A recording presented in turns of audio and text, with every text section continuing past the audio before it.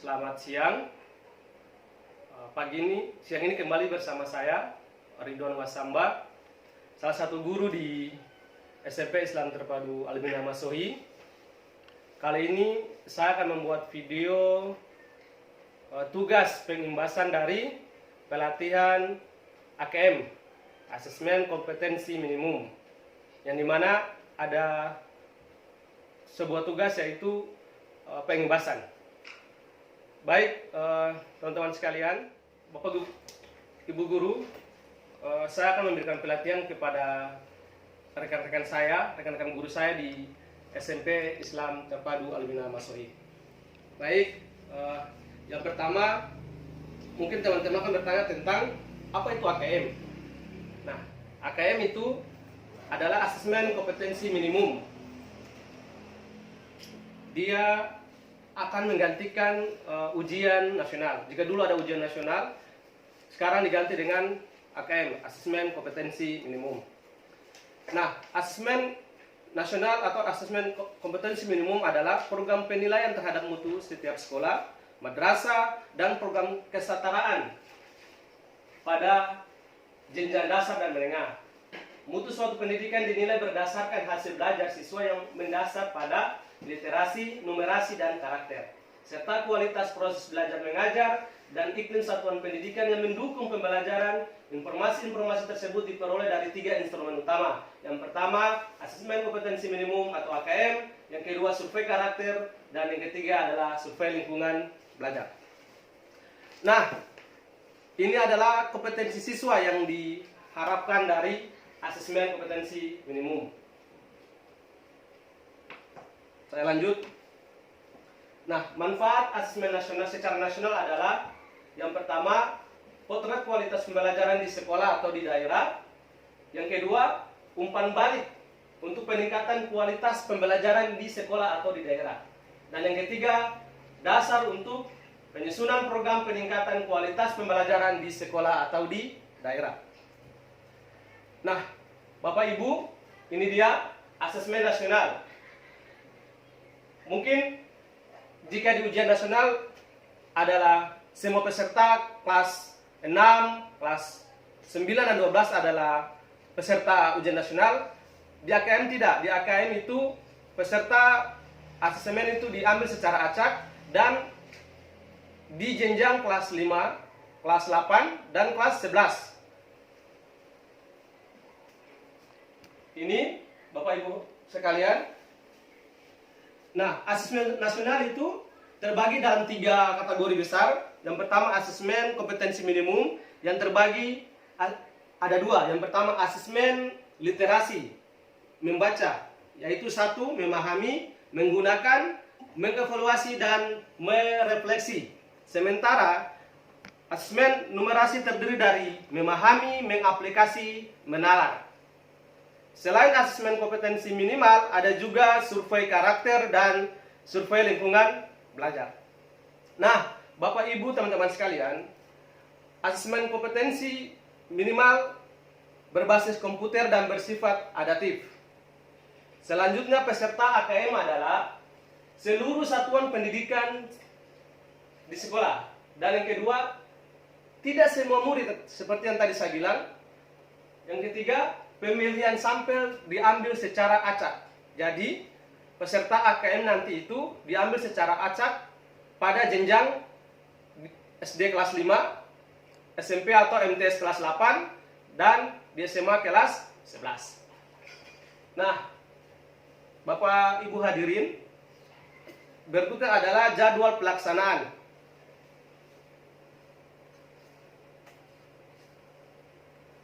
Ini dia kriteria peserta asesmen nasional. Tadi sudah saya jelaskan. Mungkin ada pertanyaan yang muncul. Mengapa asesmen nasional hanya diikuti oleh sebagian siswa? Nah, hal ini terkait dengan tujuan dan fungsi asesmen nasional. Asesmen nasional tidak digunakan untuk menentukan kelulusan minimal prestasi siswa sebagai seorang individu. Evaluasi hasil belajar setiap individu menjadi kewenangan pendidik. Pemerintah melalui asesmen nasional melakukan evaluasi sistem. Asesmen nasional merupakan cara untuk memotret dan memetakan mutu sekolah dan sistem pendidikan secara keseluruhan. Karena itu, tidak semua siswa pada jenjang pendidikan diikut sertakan. Ini tolong menjadi perhatian ya Bapak Ibu.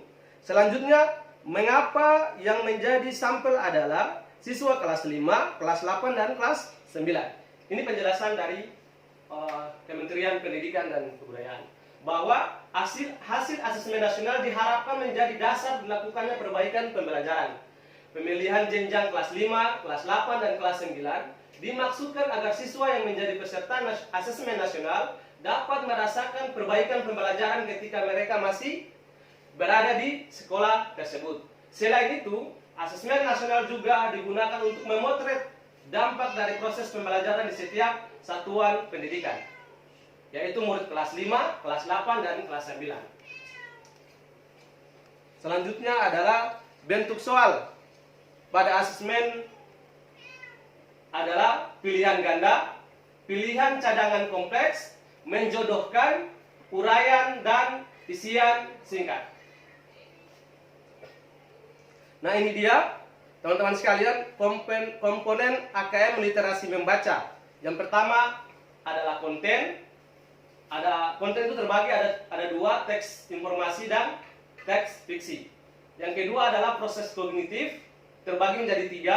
Yang pertama menemukan informasi, interpretasi dan integrasi, dan yang ketiga evaluasi dan refleksi. Sementara yang ketiga konteks, terbagi juga dalam tiga bagian. Yang pertama adalah personal, sosial budaya, dan saintifik. Sementara komponen AKM numerasi, yang pertama adalah konten, terbagi dalam empat bagian ya. Yang pertama bilangan, yang kedua pengukuran dan geometri, yang ketiga data dan ketidakpastian, yang keempat adalah aljabar. Selain konten, ada juga proses kognitif, yaitu pemahaman, penerapan, dan penelaran. Ada juga konteks, yaitu personal, sosial budaya, dan saintifik. Mungkin itu teman-teman sekalian sekilas tentang AKM. Selanjutnya saya akan membantu teman-teman sekalian untuk bagaimana cara untuk mengikuti AKM yang telah diselenggarakan oleh Kementerian Pendidikan dan Kebudayaan. Teman guru sekalian sungguh saya hormati. Selanjutnya adalah proses pendaftaran pelatihan AKM yang diselenggarakan oleh Kementerian Pendidikan dan Kebudayaan Republik Indonesia. Langkah pertama adalah Bapak Ibu harus masuk ke Google dan pastikan laptop Bapak Ibu telah terkonek dengan internet. Selanjutnya silakan ketik SIM PKB. Jika Bapak Ibu belum mempunyai SIM PKB, silakan menghubungi operator dan mengambil surelnya dan sandi. Setelah terbuka, kita klik portal layanan program GTK Kemendikbud. Nah, di sini sudah terbuka ya, Bapak Ibu. Jika Bapak Ibu belum pernah masuk ke sini, maka Bapak Ibu perlu mengklik registrasi akun. Saya coba registrasi akun. Nah, setelah itu teman-teman guru silakan memasukkan ID-nya. Nih, ada registrasi akun, ada nomor UKG, dan tempat tanggal lahir.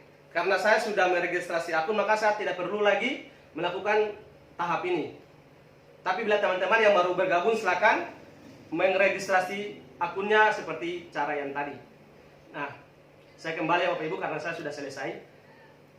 Nah, Bapak Ibu silakan memilih program guru belajar. Ada guru berbagi, ada PPG prajabatan dalam jabatan, ada juga sekolah penggerak, guru penggerak, diklat GP, dan organisasi penggerak.